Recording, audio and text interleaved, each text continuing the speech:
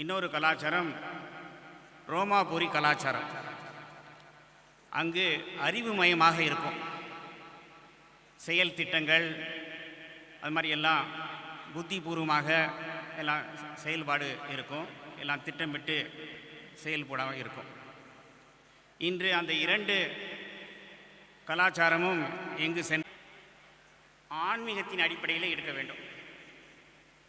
பகவான் ஸ்ரீ ராமகிருஷ்ணர், மகான்கள், யோகிகள், சான்றோர்கள் அவர்களுடைய பெருமை என்ன என்று பார்க்கும் பொழுது, வேர்ல்ட்லி கிரேட்னஸ், ஸ்பிரிச்சுவல் கிரேட்னஸ், இது ரெண்டுக்கும் என்ன வித்தியாசம்? உலக பெருமை, ஆன்மீக பெருமை. உலக பெருமை, ஒரு நேரத்தில் ஒரு பிரசிடெண்ட் ஆஃப் இந்தியா ஒருவர் தான் இருக்க முடியும். இல்லை பிரசிடெண்ட் ஆஃப் அமெரிக்கா அவர் ஒருவர் தான் இருக்க முடியும். ஆன்மீக பெருமை, பகவான் ஸ்ரீராமகிருஷ்ணர் எந்த மேன்மையான நிலையை வகித்திருந்தாரோ சாம்ராஜ்யத்தை, ஆன்மீக சாம்ராஜ்யத்திலே, அதே நிலையை ஒவ்வொருவரும் நாம் அடைய முடியும். இது ஸ்ரீராமகிருஷ்ணர் நமக்கு கொடுத்த ஒரு நம்பிக்கை. ஒவ்வொருவரையும் அதே நிலைக்கு நம்மை அவர் மேலே கொண்டு செல்வார்.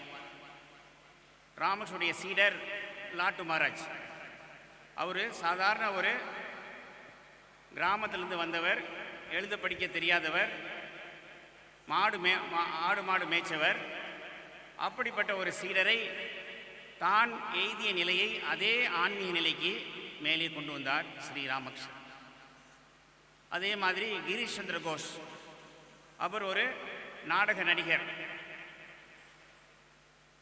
அவர் இல்லாத கெட்ட பழக்கம் எல்லாமே இருந்தது. அப்படிப்பட்டவரையும் ஸ்ரீராமகிருஷ்ணர் மேன்மையான நிலைக்கு, ஆன்மீக நிலைக்கு கொண்டு வந்தார்.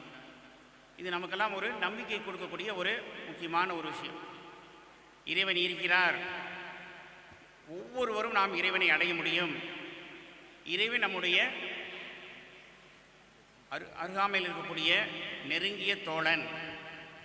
இந்த வாழ்க்கையின் லட்சியம், மனித வாழ்க்கையின் லட்சியம் இறைவனை அடைவதே. இதெல்லாம் நம்பிக்கை கொடுக்கக்கூடியவர் பகவான் ஸ்ரீ ராமகிருஷ்ணர்.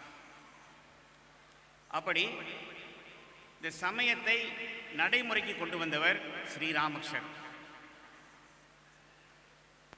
அதே மாதிரி இந்த கலியுகத்திற்கு மேலான தவம் என்ன என்று ஸ்ரீராமகிருஷ்ணர் கூறுகிறார். சத்தியத்தை பின்பற்றுவதுதான் மேலான ஒரு தவம். முற்காலத்தில் மாறி நாம் கங்கைக்கு சென்று அங்கு அதில் இருந்து காயத்ரி ஜபம் செய்வது குளிர்காலத்தில், காட்டுக்கு சென்று ஒற்றை காலையில் நின்று தவம் செய்வது, இல்லை சாப்பிடாமல் உண்ணாவிரதம் இருப்பது, உடலை வருத்தி தவம் தேவையில்லை. இந்த கலியுகத்தில் சத்தியத்தை பின்பற்றுவது, மோன் மூக் ஏக் தாக், நாம் என்ன நினைக்கிறோமோ அதை பேச வேண்டும், எதை பேசுகிறோமோ அதன்படி நாம் நடக்க வேண்டும்.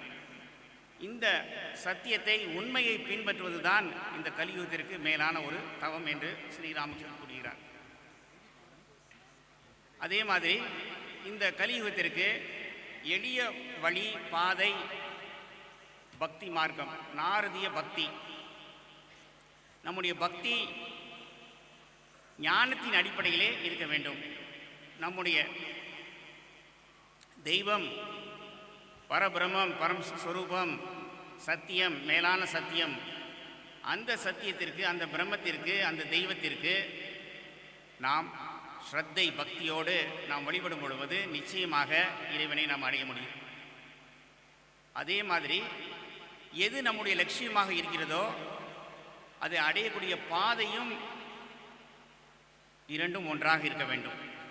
நம்முடைய லட்சியமும் பாதையும் ஒன்றாக இருக்க வேண்டும். The end and means cannot be separated. நம்முடைய லட்சியம் சத்தியமாக இருந்தால் அது அடையக்கூடிய பாதையும் சத்தியமாக இருக்க வேண்டும். பொய் புரட்டு மூலமாக சத்தியத்தை எப்பொழுதும்